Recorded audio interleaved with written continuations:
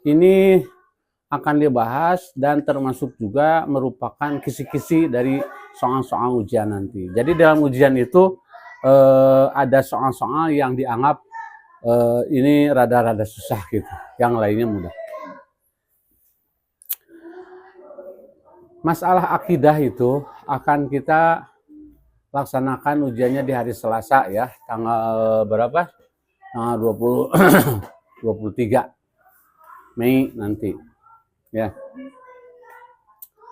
Akidah, 1 pengertian akidah, 2 tugas malaikat, 3 tanda-tanda kiamat, 4 tentang takdir, 5 kitab-kitab suhuf-suhuf, 6 bila kena musibah, 7 sunatullah, 8 arti kalimat-kalimat thayyibah, 9 takdir mubram dan mu'alaq, dan 10 nama-nama lain dari Al-Quran. Sebelum Pak Us membahas, akan bertanya dulu kepada kalian. Nomor 1 pengertian akidah. Siapa yang bisa menjelaskan apa pengertian akidah itu? Akidah arti menurut bahasa apa akidah?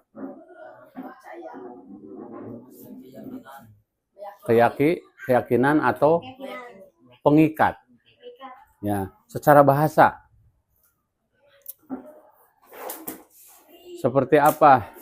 Seperti isi sebuah perjanjian. Ya. Yang disebut akad nikah gitu ya. Akad nikah itu kalimat-kalimat yang diucapkan merupakan sebuah ikatan janji yang mengikat. Ya. Kata-kata atau perjanjian yang mengikat antara hati ke hati. Disebut akad nikah. Seorang perempuan dan laki-laki yang sudah balik kemudian dinikahkan oleh orang tua perempuan, disebut itu upacara akad nikah. Akad nikah ya. Sedangkan akidah pengertiannya secara bahasa adalah pengikat. Ya. Pengikat. Tambang itu akidah yang mengikat. Apa yang diikat? Keyakinan, kepercayaan dalam Islam. Contohnya apa? Dan secara bahasa akidah itu keyakinan terhadap ajaran Islam, disebut akidah. Seperti apa akidah itu? Orang yang percaya adanya surga, neraka. Saya yakin benar adanya surga, neraka. Dengannya dia berusaha untuk meraih surga dan menyelamatkan diri dari ancaman neraka dengan berbagai amalan di dalam Islam. Contoh orang yang memiliki ilmu akidah. Dia kuat keyakinannya kepada Islam. Ya, sehingga dia tidak bisa dibeli dengan harta, tidak bisa dibeli dengan uang, keyakinan itu. Contohnya, Wildan, kamu asal mengakui ketuhanan Yesus Kristus, jangan mengakui adanya Allah tunggal, kamu akan diberi uang 1 miliar.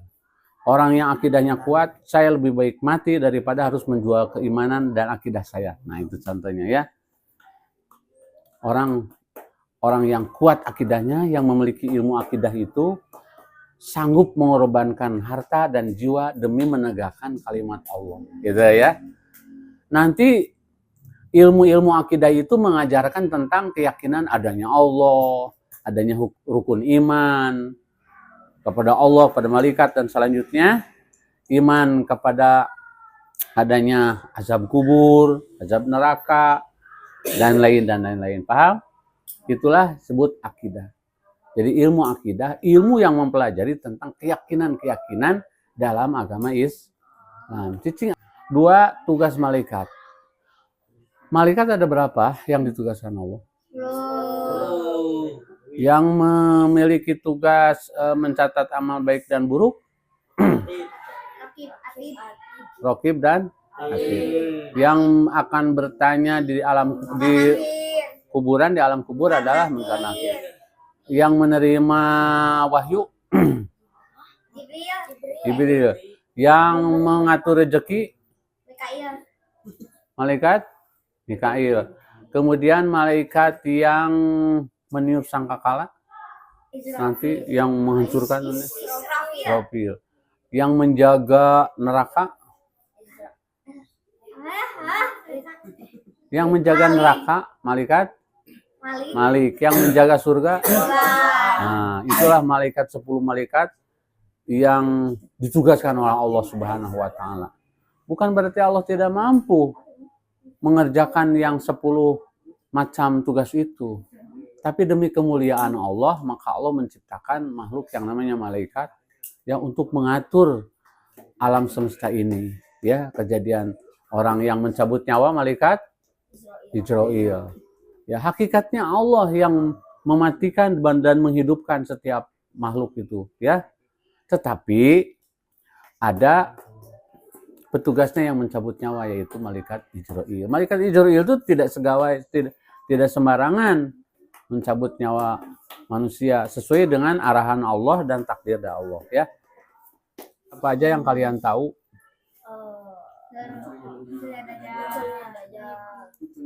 Munculnya Dajjal. Terus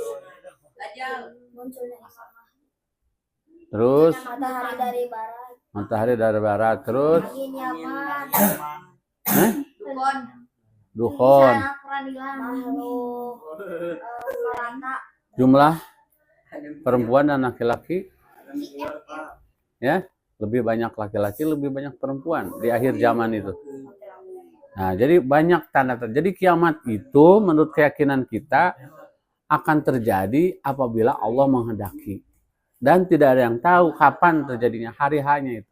Termasuk Rasulullah SAW sendiri, itu tidak diberitahu oleh Allah kapan terjadinya.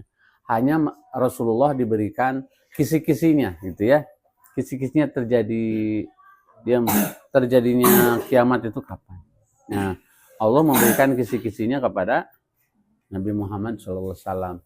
Kemudian tentang takdir. Apa artinya takdir? Takdir ditentukan oleh Allah. Sesuatu yang sudah ditentukan oleh Allah. Kalau kodo itu bukan belum. Kodo itu justru ketetapan Allah sejak ajali. Sebelum manusia lahir, ya, sebelum manusia lahir ke alam dunia, sebelum lahir itu udah dicatat, ya, segala sesuatu yang akan terjadi menimpa seseorang itu sudah ada takdir. Jodohnya, kematiannya, rezekinya, ya, kemudian dia akan jadi orang soleh atau tidak. Kemudian dia itu akan menjadi orang kaya atau miskin, ya. Apakah dia itu akan menerima musibah begini atau begitu? Semua sudah ditetapkan sejak ajali. Itu namanya qada. Kalau takdir sesuatu yang sudah terjadi. Jadi takdir itu bisa diketahui setelah terjadi atau sedang terjadi, ya. Kita memiliki takdir hari ini berada di madrasah sedang kumpul dengan Pak Arus. Ini sudah takdir Allah. Ya, kenapa? Karena sudah terjadi. Besok kita punya takdir tidak? Kita besok punya takdir, tapi tidak tahu apa yang akan terjadi menimpa kita besok hari. Sama sekali tidak tahu. Ya, padahal catatannya sudah ada. Besok itu akan apa yang terjadi pada diri kita sudah ada di qadanya, tapi bisa diketahui setelah terjadi. Kalau sudah terjadi disebut takdir, nasib. Ya. Seperti itu. Nasibnya seperti ini, ya. Takdirnya seperti ini. Setiap manusia punya takdir masing-masing. Ya. Kemudian sebelum kita ke kitab dulu, loncat dulu ke nomor 9. Coba, siapa yang tahu apa yang disebut takdir mubrom dan mu'alaq? Mubrom dulu. Takdir mubrom itu apa? Ingat-ingat, itu pelajaran kelas 5 kan? Kakang non Kang. Kakang non Kang. Lupa lagi ya?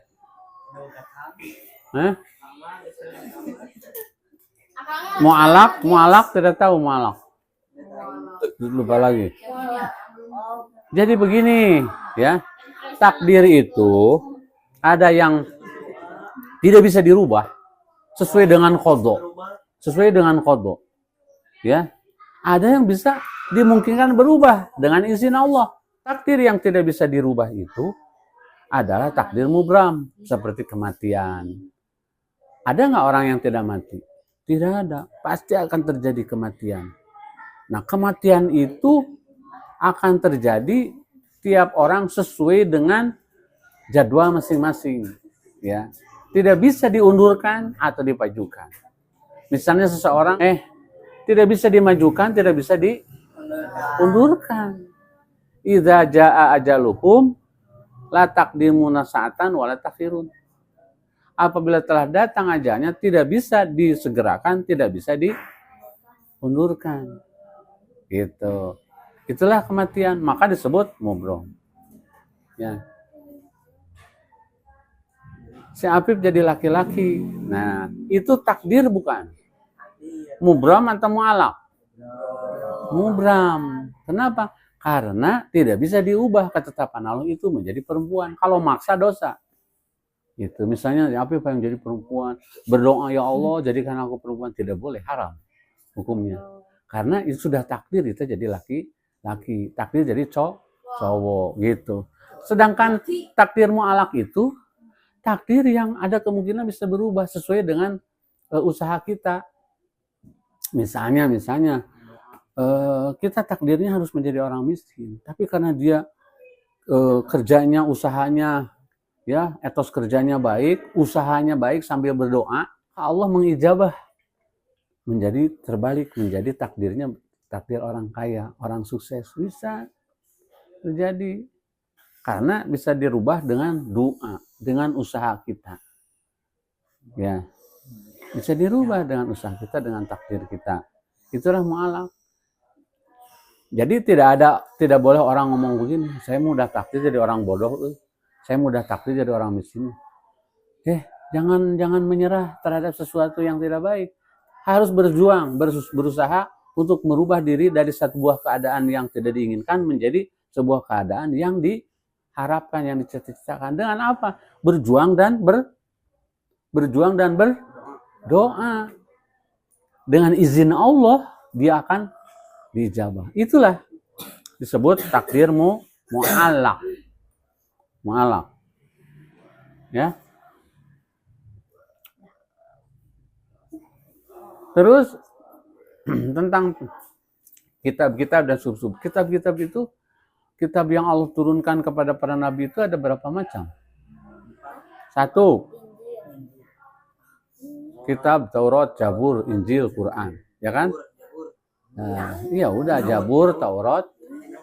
Kitab Zabur diturunkan kepada Nabi. Kitab Zabur diturunkan kepada Nabi. Kitab Taurat kepada Nabi. Taurat kepada Nabi Musa. Injil kepada Nabi. Nah, itu harus hafal. Sedangkan Al-Quran itu menyempurnakan atau merangkum kitab-kitab sebelumnya. Nah, kitab-kitab itu yang berlaku sampai kiamat, ya, yaitu sejak kenabian Muhammad Rasulullah SAW, yaitu Al-Quran yang 114 surat, 30 juz, ya, itu adalah kitab Allah satu-satunya yang berlaku sampai saat ini dan sampai kiamat, tidak mungkin akan tidak berubah. Tidak mungkin akan berubah lagi. Sementara kitab-kitab yang sebelumnya sudah tidak boleh diikuti lagi oleh umat manusia. Di samping sudah tidak ada wujudnya, ya ada juga yang palsu-palsu. Lagian ketiga kitab yang sebelumnya itu sudah ada intisarinya di dalam Al-Quran. Gitu. Paham kan? Sedangkan suhuf-suhuf itu adalah wahyu Allah yang tidak menjadi kitab, tidak dikitabkan. Hanya catatan-catatan untuk para nabi saja. Nabi Adam, Nabi Ibrahim punya suhuf-suhuf. Catatan-catatan, gini ya. Catatan-catatan yang tidak diviralkan, tidak diedarkan kepada umat. Hanya sebagai pegangan nabi saja untuk berdakwah. Untuk menyampaikan ketauhidan. Jadi intinya tauhid itu. Bagian dari akidah itu tauhid. Tauhid itu ilmu yang mengajarkan keesaan Allah, di mana Allah itu esa, Allah itu ahad, Allah itu wahid. Qul huwallahu ahad. Katakan Allah itu satu. Nah, yang membahas tentang ilmu tentang keesaan Allah disebut tauhid, ya. Jadi ilmu akidah itu banyak persamaannya, ilmu tauhid, ilmu akidah, usuluddin, aqaid, ya. Ilmu kalam. Kenapa disebut ilmu kalam? Ilmu yang membicarakan tentang ketuhanan. Ya, apakah Quran itu makhluk atau bukan? Itu ilmu kalam, ilmu pembicaraan para ulama-ulama, ya. Kemudian bila kena musibah. Musibah itu kan sebuah keniscayaan ya. Keniscayaan itu kepastian, karena dalam surat Al-Muluk dikatakan ya, alladzi khalaqal mauta wal hayata liyabluwakum ayyukum ahsanu amala. Ya. Bahwa Allah itu mengadakan kematian dan kehidupan. Innal mauta wal hayata, sesungguhnya kematian dan kehidupan itu adalah semata-mata ujian.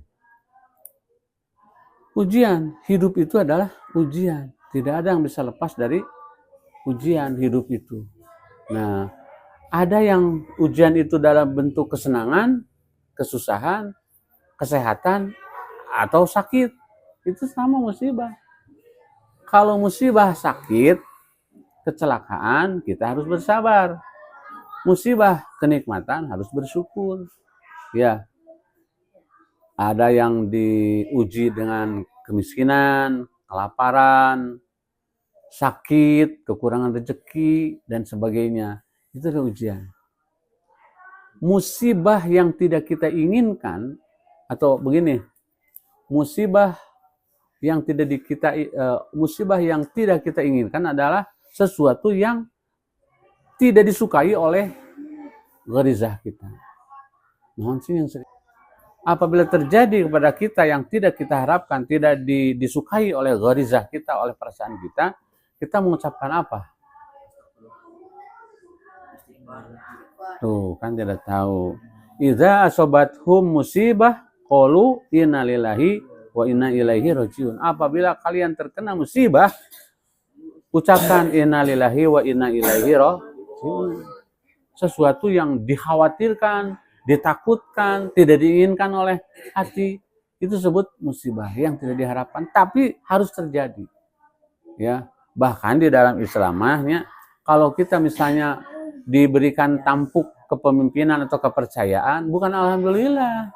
Misalnya kamu diangkat jadi anggota DPR, ya, bukan alhamdulillah, innalillahi wa inna ilaihi, karena saya takut tidak bisa melakukan amanah di dalam kepemimpinan itu. Sama gitu. Kalau kita kita kaget, musibah bukan? Musibah, makanya kita mengucapkan innalillahi wa astagfirullahaladzim, bukan innalillahi wa inna ilaihi rajiun, karena termasuk musibah. Ya, innalillahi wa inna rajiun itu. Terus sunatullah, ada yang tahu apa sunatullah itu? Ketentuan Allah. Ya, sunnah itu ketentuan Allah, sunatullah. Sudah ketentuan Allah. Kita semua menjadi laki-laki sunatullah. Laki-laki itu suaranya besar, udah sunatullah gitu kan? Udah sunatullah. Ya, badannya lebih kuat daripada perempuan, itu sudah sunatullah. Perempuan itu suaranya kecil, udah sunatullah. Ya. Jadi yang terjadi sebuah kepastian itu disebut sunatullah. Ketetapan Allah, sunatullah. Ya, seperti gravitasi G. Kenapa spidol itu ketika dijatuhkan ke bawah? Itu karena ada tarikan bumi atau gravitasi. Gravitasi itu sunatullah atau sebab akibat, sebut hukum kausalita. Sebab akibat. Orang jatuh sakit, bukan ngeunah sakit. Sunatullah. Kalau sesuatu yang terjadi melanggar sunatullah disebut khawarikul adah, tidak sesuai dengan sunatullah. Contoh, api di zaman Nabi Ibrahim alaihissalam yang segitu panasnya menjadi dingin. Padahal sunatullahnya api itu panas, es itu sunatullahnya dingin. Tapi Allah mampu mengubah sunatullah, ketetapan Allah. Sebab yang membuat ketetapannya juga Allah. Ya, coba Nabi Musa alaihissalam bisa merubah tambang jadi ular, lautan jadi belah. Itu tidak sesuai dengan sunatullah, tapi karena izin Allah bisa terjadi. Ya, disebut mukjizat kalau buat kepada Nabi. Ya. Kemudian arti kalimat-kalimat thayyibah. Apa kalimat thayyibah contohnya? alhamdulillah, subhanallah, astagfirullah, fi amanillah. Terus apalagi tabarakallah, masya Allah, ya, la ilaha illallah. Itu kalimat thayyibah.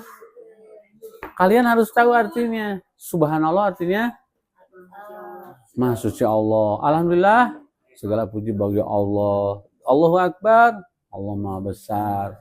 Fi amanillah, semoga ada dalam perlindungan Allah. Masya Allah, dikehendaki oleh Allah. Insya Allah, apabila Allah menghendaki. Innalillahi wa inna ilaihi raji'un. Sesungguhnya aku berasal dari Allah, akan kembali kepada Allah. Apalagi Allahu Akbar, udah ya, Allah Maha besar. La ilaha illallah. Ya, itu disebut kalimat toh. Subhanallah 33, alhamdulillah 33, Allahu Akbar 33, la ilaha illallah sekali, jumlahnya jadi 100. Itu disebut kalimat thayyibah. Lagian bukan hanya itu.